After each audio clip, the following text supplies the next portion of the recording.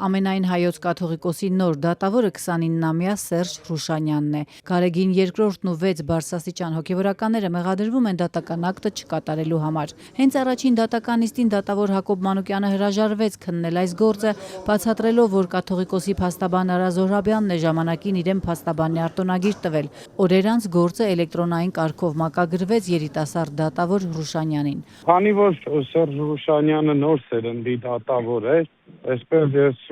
շատ իր մեջ տեսել եմ հակվածություն դեպի մարդու իրավունքներ, ամենաթեթևից մինչև շատ ծանր, առանձնապես ծանր հանցագործությունների վարույթ ունենք պարոն Հրուշանյանի մոտ, անկեղծ կլինեմ որպես իրավաբան, որպես դատավարագետ, որպես ի վերջո դատավոր, ունեմ բացառապես բարձր կարծիք իր մասնագիտական գիտելիքների, նաև ես կուզենամ ընդգծել նաև անկախության մասը։ Արտերկրում կրթություն ստացած Հրուշանյանը դատավորի ընդամենը 3 տարվա փորձ ունի, բայց հասցրել է արժանանալ փաստաբանների գնահատականին։ Նա Արմավիրի մարզի առաջին ատյանի դատարանի 11 դատավորների մեջ ամենաբարձր վարկանիշն ունի։ Հնչեղ գործերով փաստաբան Ալեքսանդր Կոչուբաևը տասնյակ գործեր ունի այս դատավորի մոտ։ Ասաց, որ թեև իր օգտին որոշումներ չի կայացրել, բայց միևնույն է բարձր է գնահատում նրա մասնագիտական պատրաստվածությունը։ Դա եղել են դեպքեր խափանման միջոցի փոփոխության մասով, բայց այսպես գլոբալ ինչից փաստաբանը կարող է ուրախանալ,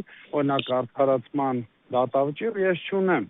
բայց այն process-ը, որ ես տեսել եմ դատավորը վարում է, այն պատճառաբանված որոշումները, որ ինքը կայացնում է, մեզ թողնում է միայն պես հուսալ լավագույնին։ Կենսագրականում նշվում է, որ Հրուշանյանն աշխատանքային առաջին քայլերն արել է հասարակական կազմակերպությունում որպես նախագահ, բայց բաց աղբյուրներում արդարադատություն եւ իրավունքի գերակայություն կազմակերպության մասին տվյալներ չկան։ Պարզ չէ, թե կոնկրետ ինչով է զբաղվել այս կազմակերպությունը։ Հրուշանյանը հետո մի քանի տարի աշխատել է արդարադատության նախարարությունում։ Արդյոք Հրուշանյանն էլ կհետևի դատավոր Հակոբ Մանուկյանի օրինակին ու կհրաժարվի կաթողիկոսի գործի քննությունից, պարզ կդառնա առաջիկա նիստին, որի օրը դեռ հայտնի չէ։ Ես ակնկալում եմ, որ դատավորը վարույթ ընդունի եւ ճանաչի եւ հռչակի կաթողիկոսի անմեղությունը։ Եթե դատարանը հաստատի բարձրաստիճան հոգևորականների մեղադրանքը, ապա նրանց սպառնում է առավելագույնը 2 տարվա ազատազրկում։ Անկախ Հայաստանի պատմության մեջ առաջին անգամն է, որ առաքելական եկեղեցու առաջնորդը կանգնում է դատարանի առաջ։ Գարեգին II-ին ու մյուսներին մեղադրանք առաջադրվեց վարչապետի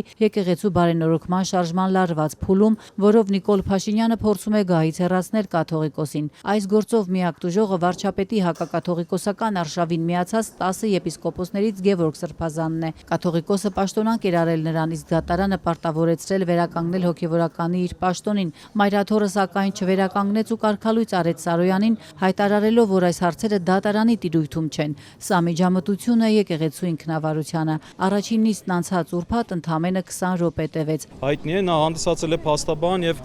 իր ուսումնառության եւ արտոնագիր տալու ժամանակ արտոնագիրը ես եմ հանձնել, բայց իմ անձնական կարծիքով դա բացարկի հիմք չէր, բայց դատավորը հաշվի առնելով, որ դա կարող է կասկած առաջացնել, դատավորը ինքնաբացարկ հայտնեց։ Վեհափառի փաստաբան Արա Զոհրաբյանը նիստից հետո լրագրողների զրույցում ողջունել էր դատավորի այս քայլը, ընդգծել Մանուկյանը հրաժարվեց մասնակցել կաթողիկոսի դեմ այս գործընթացին։ Ինքը դատավորն իր որոշումը հիմնավորելիս շեշտել էր հենց Զոհրաբյանի հետ մասնագիտական հարաբերությունները, կարևորել արդարադատության շահը։ Նշված փաստական հանգամանքներն իրենց ամբողջության մեջ անաչառ եւ անկողմնակալ դիտորդի մոտ ողջամիտ կասկած կարող են առաջացնել տվյալ գործով իմ անկողմնակալության եւ անաչառության վերաբերյալ։ Վեհափառի հետ մեղադրյալի աթոռին հայտնված Վահան Սրբազանի փաստաբանի կարծիքով կաթողիկոսի գործից հրաժարված դատավորը կարող էր այլ որոշում կայացնել, քննել գործն ու դադարեցնել Գարեգին II-ի դեմ քրեական հետապնդումը։ Իհարկե լավ է, որ դատավոր Հակոբ Մանուկյանը կարողացավ մաս չկազմել այս հակաիրավական գործընթացի,